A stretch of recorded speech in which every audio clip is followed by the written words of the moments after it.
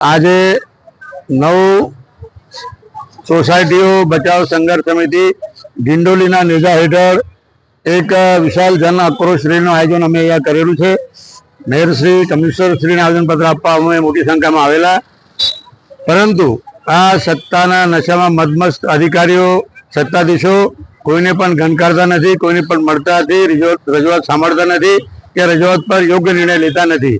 છેલ્લા 25-30 વર્ષથી આ ડિંડોલીની 9 સોસાયટીમાં પરપ્રાંતીય મજૂર કામદારો રહે છે।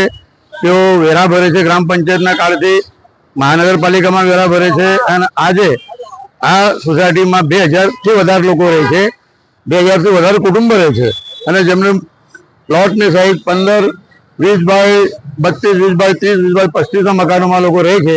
અને સરકારે રિઝર્વેશન એટલા માટે નાખ્યું છે કે આજુબાજુના બિલ્ડરોને ફાયદો થાય, આજુબાજુના બિલ્ડર લોકોને એનાથી બેનિફિટ થાય। આજે ઝૂંપડા જેવા મકાનો હટી જાય તો ત્યાં જમીનનો ભાવ વધી જાય, અને માટે આ રિઝર્વેશન આ લોકો હટાવતા નથી।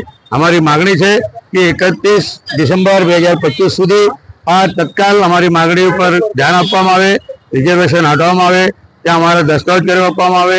પ્રધાનમંત્રીનું સપનું છે તમામને પાકું મકાન મળે, તો આ પાકું મકાન મળવા જોઈએ, અને 31/12/2025 સુધી જો અમારી માગણી પર ન્યાયિક દૃષ્ટિએ ન્યાય આપવામાં નહીં આવશે તો 1 જાન્યુઆરી 2025થી મહેરબાન કલેક્ટરશ્રીની કચેરી ખાતે અમે લોકો અમર અનશનની શરૂઆત કરીશું।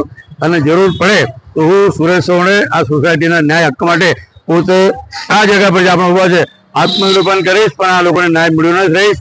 જય હિન્દ, જય ભીમ, જય સંવિધાન।